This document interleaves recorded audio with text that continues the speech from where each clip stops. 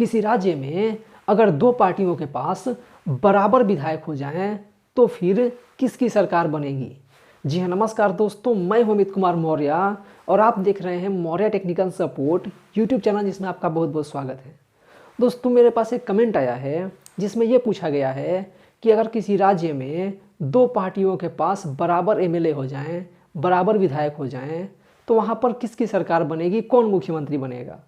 और इसके बाद कमेंट में यह भी डाला गया है कि जैसे कि हिमाचल प्रदेश में 68 एमएलए यानी कि विधायक होते हैं, तो वहाँ पर अगर एक पार्टी को 34 और दूसरी पार्टी के पास भी 34 विधायक हो जाते हैं तो कौन मुख्यमंत्री बनेगा, कैसे सरकार बनेगी, ये इस कमेंट में पूछा गया है। तो चलिए बारी बारी से इन चीज़ों को समझने की कोशिश करते हैं। तो आप जानते होंगे कि किसी राज्य में सरकार बनाने के लिए उस राज्य की जो विधानसभा होती है उसके आधे से एक अधिक मेंबर की आवश्यकता होती है सरकार बनाने के लिए। अब जरूरी नहीं है कि जितने उसमें विधायकों की संख्या टोटल है उसके आधे से अधिक। विधानसभा में जो फ्लोर टेस्ट होता है, ठीक है, जब आप जानते होंगे कि जब सरकार बनती है तो वहाँ पर फ्लोर टेस्ट होता है, तो उस फ्लोर टेस्ट में जितने विधायक भाग लेते हैं, ठीक है, जितने विधायक पार्टिसिपेट करते हैं, उनमें आधे से एक अधिक विधायक चाहिए या आधे से अधिक विधायक चाहिए किसी की सरकार बनाने के लिए, ठीक है। जैसा कि उन्होंने उदाहरण दिया कि हिमाचल प्रदेश, तो वहाँ पे 68 एमएलए होते हैं, लेकिन मान लीजिए किसी कारण से वहाँ पे 68 नहीं जीत पाए, बल्कि किसी की बीच में मृत्यु हो गई या कोई दो जगह से जीता था एक सीट छोड़ दिया, ऐसे अगर स्थिति होती है तो वहाँ पर जितने जीत करके आएंगे, जितने वोटिंग करेंगे, उसके आधे से एक अधिक चाहिए वहाँ पर सरकार बनाने के लिए। अब आते हैं इनके मूल क्वेश्चन पर, जो मेन क्वेश्चन है उस पर।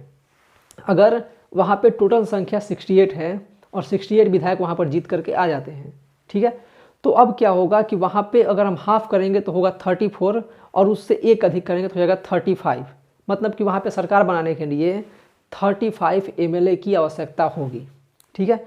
लेकिन यहाँ पे ये जो बात कर रहे हैं कि एक को भी 34 मिल गया, दूसरे को भी 34 मिल गया, जनरली ऐसा होता नहीं है। क्योंकि किसी भी राज्य में जब चुनाव होता है तो वहाँ पे कुछ निर्दलीय जीत जाते हैं, कुछ तीसरी पार्टी होती हैं, छोटी पार्टियाँ होती हैं, उनके विधायक जीत जाते हैं, तो उस तरीके का समीकरण बनता है। तो वहाँ पे गठबंधन करके या किसी को मिला करके ऐसा कर लिया जाता है। लेकिन अगर ऐसी सिचुएशन एकदम बन जाए 34 वाली, तो वहाँ पे क्या होगा कि बहुत ज़्यादा खरीद फरोख्त शुरू हो जाएगी। या फिर अगर दोनों ही एकदम एग्जैक्ट रहें, दोनों मतलब झुकने को तैयार नहीं हो, तो वहाँ पे क्या होगा कि दूसरी बार चुनाव फिर से मतलब दोबारा चुनाव कराना पड़ सकता है, पूरी विधानसभा को भंग करके और फिर से चुनाव कराना पड़ सकता है। लेकिन हालांकि ऐसा होता नहीं है, ठीक है। अब वहाँ पे क्या रणनीति लगाई जाती है कि दूसरी पार्टी के विधायकों को खरीदने की कोशिश होने लगती है, उनसे इस्तीफा दिलाने की कोशिश होने लगती है, यानी कि वहाँ पे गलत ढंग का प्रयोग किया जाने लगता है, ठीक है। लेकिन अगर एग्जैक्ट आप देखें, सही तरीके से देखें, तो अगर दो पार्टियां हैं और दोनों के पास 34 और 34 आ गए विधायक, तो ऐसी स्थिति में वहाँ पे फिर से चुनाव करानी पड़ सकती है। तो इन सभी चीज़ों को अगर छोटे शब्दों में समझें तो जो आपने क्वेश्चन पूछा है वो बराबर संख्या इस तरीके से शायद ही आती है, वहाँ पे कोई निर्दलीय होता है या कोई और होता है, ठीक है। और अगर एग्जैक्ट ऐसी सिचुएशन बन जाए और वहाँ पे किसी गलत ढंग का प्रयोग ना किया जाए तो वहाँ पर दोबारा चुनाव कराना पड़ सकता है।